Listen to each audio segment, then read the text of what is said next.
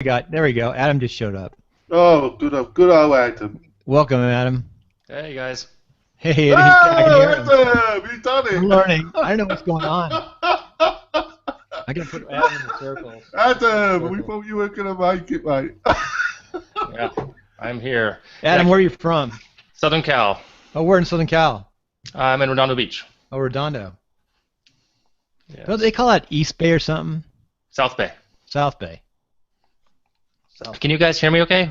Perfectly. Oh, really well. Can you hear us? Yeah. I'm gonna see. What am I using? What microphone am I using right now? Let's see. Settings. You sound really good, whatever you're using. Oh yeah, cool. I'm good to go. We were talking to Deborah, but Deborah can't hear us now. Or we can't hear her. Yeah, well, and Sari, what's happened to her? Let me change my camera again. Oops. Oh, you're going to change your camera again. Yeah. I didn't mean to do that. Right. Yeah, that Ken Porter Auctions connection is because I am the social media manager, director of social media and internet marketing for them. And okay. The minute I tied it together, I manage the G Plus account there. It just everyone sees me for some reason. That name overrides. I don't know. Somehow Google mucked it up. So when I eventually leave there, I will have to disconnect all that stuff. Yeah, it's a real mess. Yeah. You know, I love Google, but some of their stuff, it's mind-numbing, isn't it? I do some amazing things with Google, though, broadcasting from, like, presentations of people. I mean, you can really do some good broadcasts. I've done not broadcasts, but they captures on YouTube, and I'll just set it up and capture the luncheon speech. Right. And to me, that works as well as anything. Oh, it looks like Sally's joined us. Where are you, Sally? Are you going to speak? Apple a second ago. She caught me early on. She was the first on eating my breakfast. We're waiting for Sally, really. Oh, she's moved. Oh, there she goes. Oh, I can actually see her. Sally, where are you from? No, we can't hear her. There we go. Maybe I muted her. Maybe. Let's see. Can you hear me? There, I can hear you now. Okay. I am the organizer of the East Bay WordPress Meetup, it meets in Oakland, California on the third Sunday of the month at 1 p.m. Oh, good. So we got South Bay and we got East Bay. South Bay being down Redondo Beach. That's very good. Let me see something. Let me try to see it, Jonathan. Oh, there's Jonathan. Now I got it. Well, I'm a consumer of... This is good. Oh, well, Deborah's disappeared, though. Yeah, Deborah was having problems with sound. She could try. Yeah, her chat says she's going to try. Right. Yeah, right. So, shall we get on with the proceedings, Bill? Sure. Why don't you lead it? All right, then, folks. So, basically, this is our first where we did a bit of outreach and saw if some of the other groups would join in. Just have a quick discussion about one topic a month, and both of you kindly agreed and you've come on, and we're hopefully going to get a couple other people join in. And basically the very loose subject is plugins, mostly plugins. There are some themes as well, but I'm not too happy with themes, but plugins that can help either with rapid development or with users, owners of websites to do minor changes. And I just wanted to see what your experiences are of is any that you've used yourself, and what's your general position on utilising them? Ladies first. Okay. I've used the Themify Builder a bit only within Themify themes, and I thought it was intriguing. I haven't really used it a lot in practice. I'm really curious to see somebody demonstrate Conductor, because it's gotten a lot of buzz, but it's sort of like, well, that's a little pricey for me to buy just to investigate and then decide later, no, I really don't want to use that. Yeah, I agree with you. I interviewed him on our podcast a couple of weeks ago, and he's a great guy. And I've looked at it myself, and I probably will buy a version of it. I think he gives a money-back guarantee, though. I think if you try it and you absolutely can't get on with it, he will give you your money back. And Matt's a pretty straight guy, and he run me through it a couple of times, and it does look a pretty amazing system and a plugin. I personally think there's definitely is a need for something like that in WordPress, because I do get a lot of frustrated people that have built a website and they just want to do some layout changes, and they're restricted by what is available either in the theme or in the content area. They just want a bit more flexibility in moving their stuff around, and they feel frustrated. So what's your experience of these kind of plugins, Adam? Well,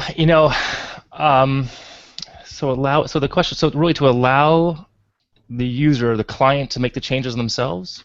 Well, in the actual page, in the framework of the page or post, I'm not talking about letting them loose on the whole thing. Right.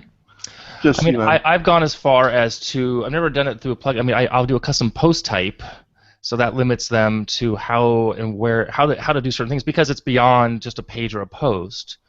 It's the bane of my existence. For one site in question, it's a recipe site, a client of mine, and this client. It's a tough call. I can't say. There's a familiar relationship between the client and myself. She's family, so love her to death. But the problem is she doesn't really blog the typical way. Usually, food bloggers blog a recipe and then they show up later on in a recipe page. She's the opposite. She does a recipe on a recipe page technically, and then every now and then we'll copy and paste information back to the blog side of it. So based on that, I did a custom post type, because most recipe plugins don't work backwards; they work forwards. In a typical way. Anyway, long story short, I've done the CPT way. The work I do on the development side, I use Headway as my theme of choice. Which most of my clients don't need anything more than that. They just need to go when they need to have the look they want, and then from there we go to they just add content. If they want changes, some of my clients, I train them, I teach them some stuff what they can do, but otherwise they come back to me. They're low maintenance, and that's what I like about them. I only take on so many clients at a time, and certain types of clients. If it's beyond that, then I'll source it or refer it. Yeah. Yeah.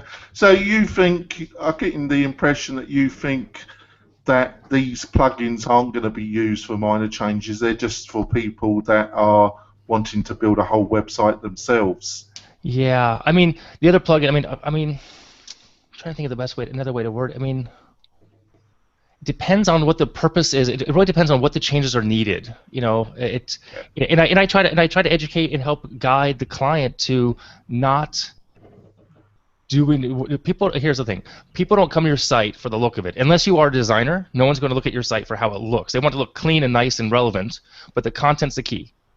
Produce good, relevant content, and that's your job. Once the site is designed, once that aspect of it's done, then move on. And look at Craigslist. I use that. I teach a WordPress class here in town. Craigslist has changed very little over the past 15 years. And it was deliberately designed to have no design from the beginning. Exactly. And it's they finally did some minor updates. They've done some back-end stuff, some UI, but the UI actually is 1% change in the past 10 years. Well, and they've actually set it up so that you can put less design in your postings. Right. They took away the linkability, all these little things. They've actually cut stuff out. They've changed the servers. I've done all this research because part of my other job is I do some Craigslist posting for them, and they made it difficult to do certain things because they don't want just total spam. They want to have some control. They start charging for posting ads in Los Angeles now for cars. You have to pay $5 if you're a dealer. Wow. Hey, look at Drudge Report. Drudge Report hasn't changed at all, and it's huge. It's drudge.com. Right. I've got I'm new to WordPress, but I created my WordPress site for my podcast. Actually, I learned podcasting, then learned WordPress, and I've learned a lot, and I want to learn more. But, I came to WordPress through podcasting. Yeah, that's me too. But if you look at my site, it's Timelines of Success or BluffTV.net, which you're both welcome to come on. They're just real simple sites, but they work, and they're clean, they're fast. I came from WordPress. Just real quick, I didn't really do an intro. We should do intro. Sorry, it's the first time. Once again, ladies first. Okay, I'll go with that. You're up, Sally. You get to do the intro. So I discovered WordPress in 2005, and it was mainly through podcasting. My first encounter with blogging was Blogger. I had come across B2. I mean, somebody was introducing blogging. I went to my then hosting company and saw what do they have, and they didn't have WordPress yet, although WordPress had been invented. B2 was just a little too confusing. I found Blogger. I installed the self-hosted version. Some of you may not know that there used to be a self-hosted version of Blogger. And I switched that blog from Blogger to WordPress at the time that Blogger discontinued having a self-hosted option because I don't like hosted services. But I came back to WordPress a little later that year because that was what everybody used for podcasting because of the PodPress plugin, which preceded the PowerPress plugin that everybody uses today. And I just got sucked into WordPress, and I became the organizer of the East Bay WordPress Meetup in 2009. Nice. Wow. Okay, So- I'm sorry. Sorry about that. Go So for Deb- it. Go. Oh, my name is Debbie. I started using WordPress a couple years ago when I needed to build my website for my business, so I've been learning on my own as I go. I hadn't done any blogging or anything else like that, but I've always liked to fiddle with computer stuff. I did gaming and building my computer or upgrading my computer and stuff like that, so taking on WordPress wasn't too difficult for me. Deb, give us one of your sites. I meant to ask everybody for their site because you do a really good job, especially for how you've done everything for the. I don't want to say cheap, but for free. My website is Envision Hypnosis. It's NV as in Nevada, so it doesn't start with an E. I'm going there right now. I'm joking. And I had to remove some content because of some things that were going on right now. Because so I've got some pages. Nevada is not as free as California. Yeah. True story. So, I'm from we can California go- originally, and I'm really shocked that Nevada, other than having no taxes, is not as free as California, except you can have guns here. But on my website, the hidden pages that I have an appointments app. My store kind of crashed because I had moved some stuff, so I have to fix that. Of course, I had all my PayPal and my gateways integrated, and I had all kinds of other content. And right now, I was using free content. Now I decided to use what's called the 7. And what I love about that is that theme is that I can change the theme to 7 different setups, actually. So this comes with so much flexibility to it. I can do so much with it. That's what I liked about it. Nice. You have really good SEO when you come on your site. It's really developed with all the breakdowns of your different pages. How long have you had it? I've actually had the website for about 2 years now, and I used a free site for about a year and a half. But I was looking for something that I could had freedom of choice in colors, design, platform. If I needed to change it later on, I could make it a status page, I could make it a photograph page, I could make it very interactive, and I could do that with this theme, and it gave me a lot of choices, and I've been using this theme for about probably 4 to 6 months now. Mm-hmm. By the way, I wish I had your interview up right now because I could refer it. It's a really good interview. If you listen to the first 5 to 10 minutes of the interview, you'll know about the person, the background.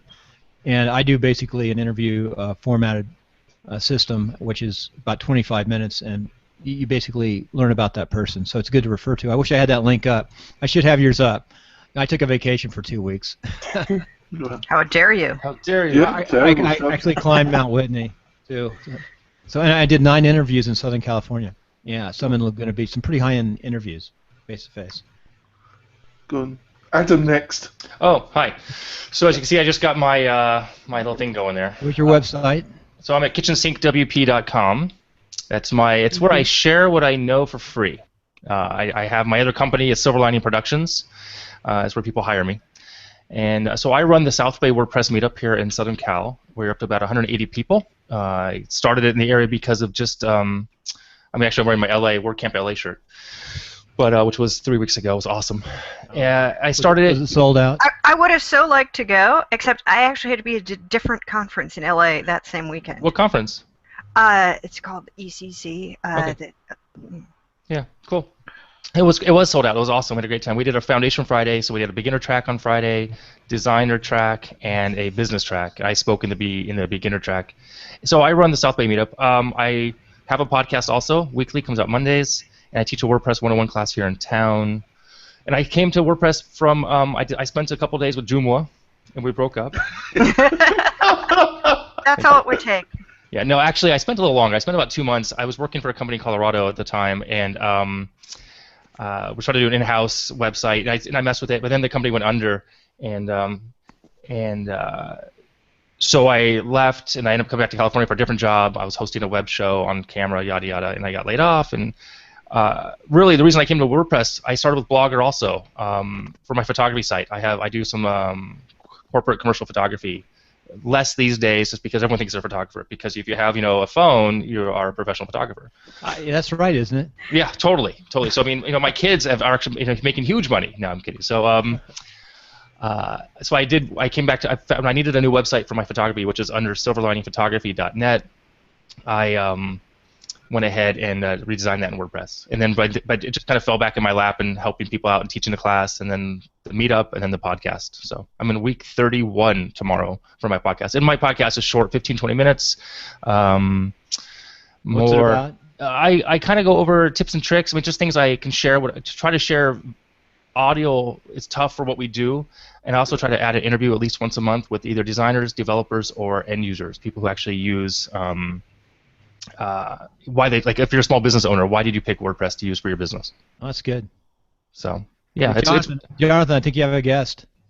Yeah, I mean and then yeah, I mean I'm digging the meetup, and I like it all. I love sharing what I can share, and my teaching. I'm actually teaching I teach WordPress 101 for 5 weeks, and I'm also doing a podcasting class in October for the same South Bay Adult School. Really? So they hired you to teach? Yeah, they want more classes, so I pitched like 10 of different classes, social media, all the stuff we know, but they said, let's try podcasting. So right now we have 2 or 3 people signed up. We'll see if it happens or not. We need at least 7 to make it a go and pay me. And I don't do it for the money, honestly. I mean, I'm not paid much. I do it for the community, and then I become the area person where the people come to. So, Yeah. And I freelance, and I have like half a dozen clients. So, Podcasting is growing in leaps and bounds. there's right? actually there's a conference this weekend in LA. Yeah, the Hollywood one, isn't it? Yeah, it's a big one. My friend of mine's there, but I'm not going. It's like $100, and I have this. I had you guys booked. Sorry. It's I know it's the one with the comedians. Yeah. My friends from college. I mean, my background, I have a degree in theater. I was an actor and a comic for a long time. So one of my friends, she's there. I'm just not funny or good looking. So. Thank you for your whole week. There's also a podcast meetup in Dallas, Texas. Last month, I think. Yeah. That LA one would have been nice. I meant to go to that or try to go to that. This one's pretty big. I mean, it's you're right. It's like the big wigs, if you will. It's like the Hollywood insiders. I mean, you get the Adam Carolla's, I think, come to it. Yeah. I'm not sure I know who he is. I'm kidding. I'm joking. Easy. So, It's called LA Podcast Festival. It's called. Right. Shall I do mine then, Bill? You should go ahead, Jonathan. Let me put you up. Right. So, I'm the main organizer of the Reno Words monthly meetup for WordPress. We meet at the Reno Collective, which is a co-hosting building. I'm also a member of that. I'm a web designer, WordPress developer. I've been doing it for about 6 years. I have my own business called Digital Delirium, and it's just I just do general WordPress work and get clients that have no idea how they're going to get people to their website. They're not so interested in WordPress, but they are interested in me helping them, come with some rationality how we're going to move their business on. And I'm just in the midst of starting an online business myself, called Mail-Right, which is taking up an enormous amount of my time as well. Good. No, I'm just kidding. No, Just as a caveat, I tell people all the time, at the end of the day, it doesn't matter how we get the websites working. I don't think the client really cares the technology that we use. And it shouldn't matter. It should matter that they get what they need within budget and time frame that we've agreed upon, just as a sideline. Yeah, I totally agree with you. I mean, that's just one of my... Or I could be totally BS. I don't know. Oh, I don't think so. But I've got to say that the topic, I had reservations about the topic, but the topic was what I and my co-host, it wasn't actually Bill, it was another Mike? Mike. You say Mike. Yeah. You know, that's what our crowd wanted. You know, that's one of their things they wanted us to do a presentation on plugins that can help you make websites, and I didn't particularly want to do it, but and it seemed to go down really well, and we got a good turnout. So I think it does depend on what your crowd of your meetup is like. There was a couple of people I invited to this, and they will come on in future months, but they wouldn't actually come on this episode because they said we don't want to discuss this, we don't agree with it. Which I could understand, but I thought it was taking it a little bit too far myself. But I do have reservations about these plugins. Okay, well, let me ask you this real quick. Since the topic is plugins and making them for websites to work, I mean, the other shirt I have, it says there's a plugin for that. It's from iThemes. You know, I just had a conversation with another developer. Literally, he's a hard coder, and he's anti-plugins because he's like, everyone thinks WordPress is easy and fast and cheap, and plugins. You know, everyone knows about the plugins. Well, you have to have plugins because core can only do so much. Out of the 80 million people, I'd say there's 1% of people who are hardcore developers who can write their own core additional functionality through functions PHP, through any PHP. But that's what WordPress was sold. Add it to functions PHP. Of course not. What you do if you're a custom coder is you write your own plugins. You write your own plugins. But yeah, it's there's 1% out of 80 million sites. There's no way that core can do it all. Most people don't want to do that. They want the site to be up and running and back to business. You know, I don't mind using plugins. I have a site right now that hasn't been updated since 2.84. Seriously, I am not joking. Has 19 plugins running, and some of them are hide update core notifications, hide plugin notification updates, and that's why the site hasn't been updated in 5 years. It's killing me. I was going to ask you how many plugins you typically have on your client sites. I average 7 to 8. Good. Yeah, that seems if you get a good 7 to 8 that are working, those are manageable. But when you get along 19 or 20, it's too many. That's when you have problems. It depends on the site. It totally depends on the site, what it needs, and it depends on the plugins, how efficient their code is. Right. It's not a matter of counting the plugins, whether they're going to slow your site down or be problematic. Or not. It's are they needed and how well are they coded? Now, Absolutely. you know, a lot of the plugins in the repository are coded very badly. Let's not get ourselves about this. And this is part of why some of the people who, you know, some people prefer to write their own stuff if they're any good at it. But then, okay, are they going to be tied to maintaining it for the rest of the time the client has that website? Right. There's that issue too. Right. But, you know, as far as the client, I don't know, I just feel like people, so there are two camps. People use plugins way too many. Well, there's three camps. There's people who use the right amount to get the job done, and there's people who don't want to use them at all. They want to do their own custom. Well, that depends on where you like, what you need, you know.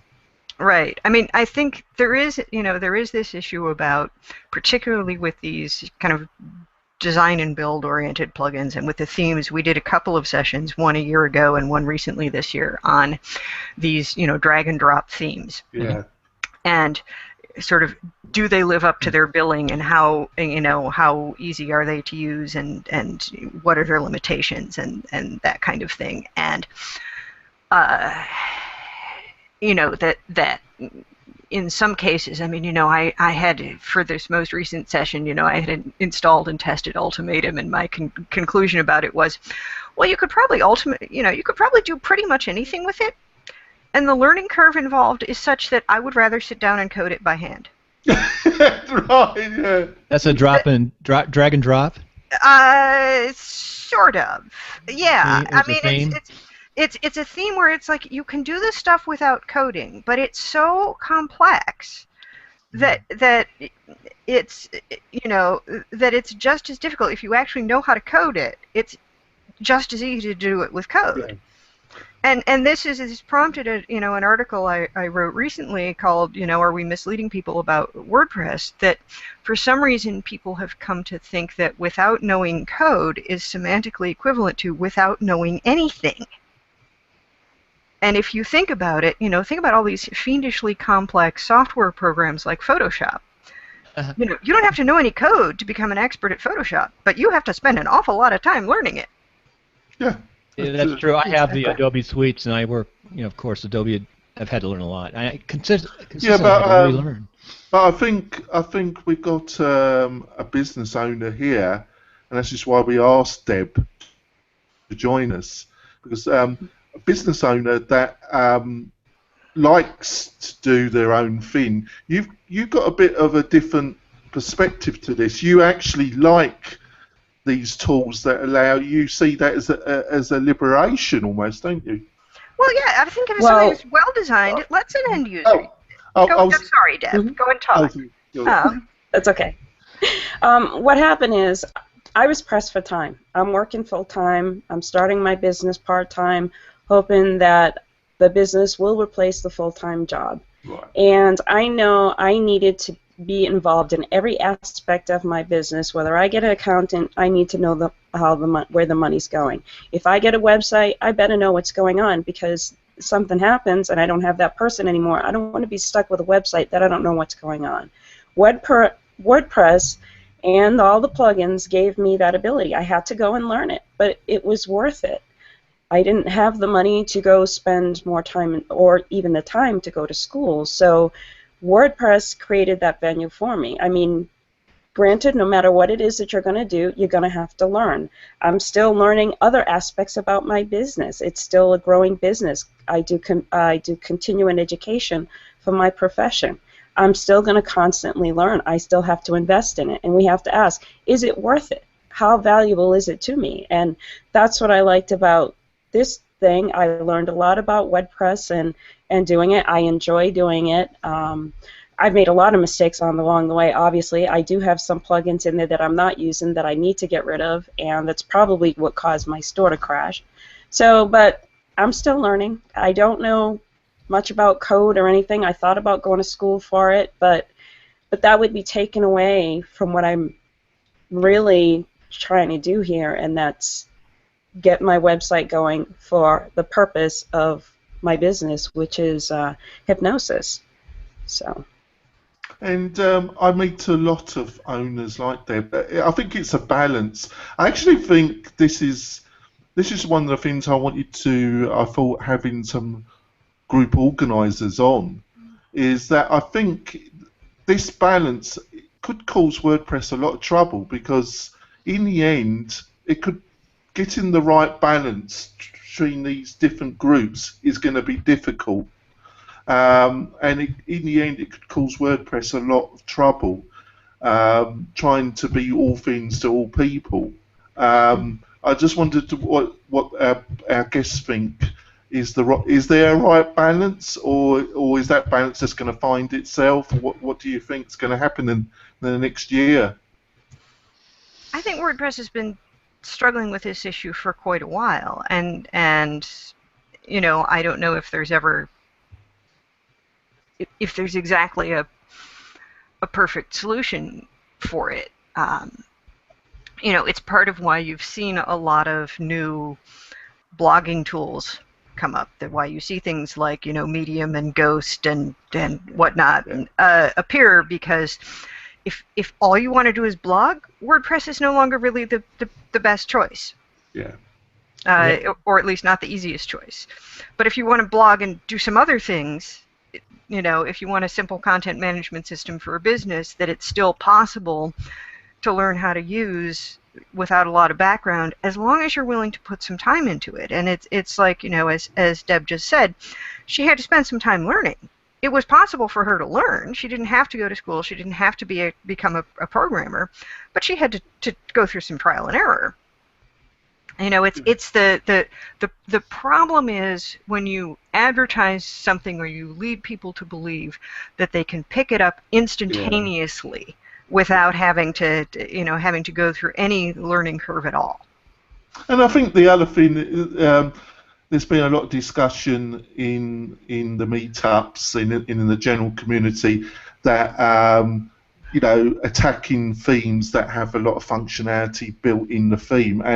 And don't get me wrong, I think having a theme that's totally filled with shortcodes and having it displayed on a certain theme depository that I won't mention, having a theme that is basically it's misleading because it's developed with a load of shortcodes.